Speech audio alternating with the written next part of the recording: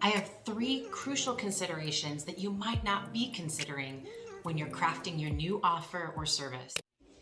I am assuming that you've already considered your target market. You've got that dialed in. You know what their problem is and you know how they are looking to solve it. That's why they've found you in the past. You've dialed in the message that reaches them considering their problem. One thing you may not have considered is, what do they value as a consumer? For example, why do they purchase what they purchase when they purchase it?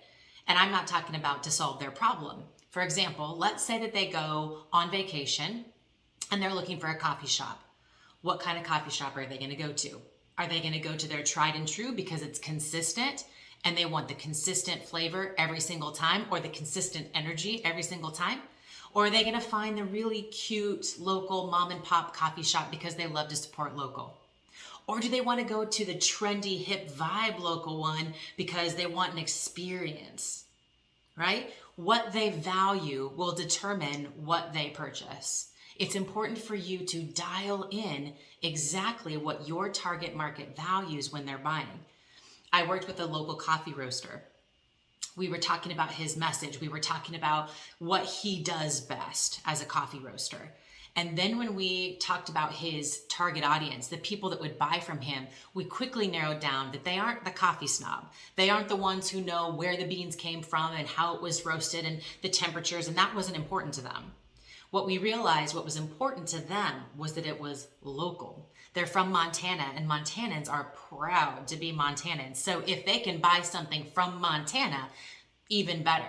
On top of that, they are busy people who like convenience. So he was setting up his business model and his offer to be subscription based so that it could be delivered to their doorstep. Set it and forget it.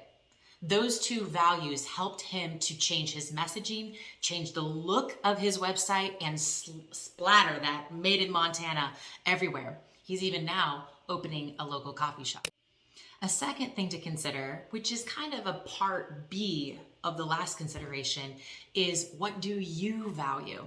It's very likely that your core values, or one of them, will align strongly with what your target market values.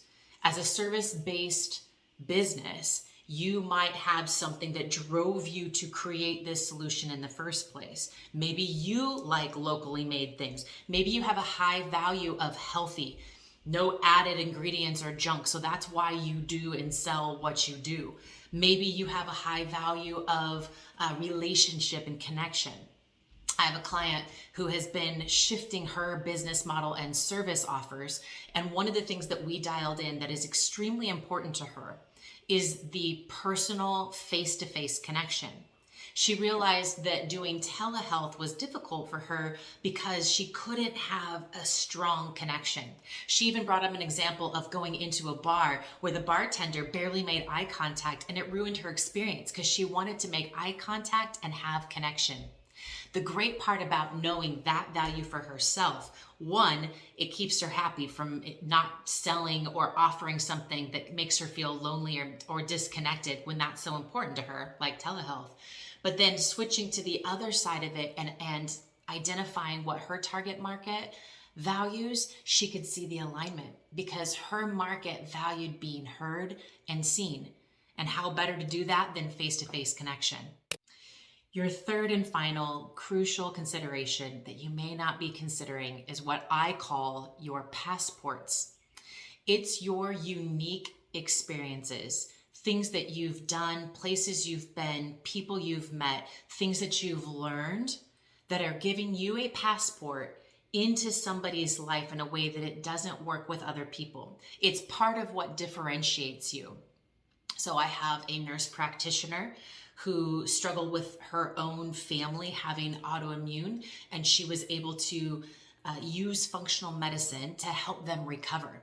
So being the nurture caretaker for her own family as a medical professional utilizing functional medicine helped her to see and feel passionate about how that can help other people. She can empathize in a way that maybe other practitioners cannot.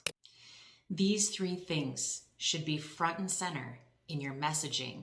That means it should be like that. easy to find on your website, in your social media. I should be able to skim and find those three things. I would be drawn, if I were your target market, I would quickly be drawn because I will feel like you understand me. For example, if your target market values trendy, there's got to be trendy, visible, and available. If they value cute, then the packaging and what you create has to look cute. If they value local, make sure you are showing all the local things so that they feel like, oh yeah, these are my neighbors right around the corner. Whatever it is that they value and what you value, and then your unique passports that are going to make them feel like you're the exact person that they needed to meet, those things should be front and center everywhere you're putting yourself so that you're making the buying decision easy.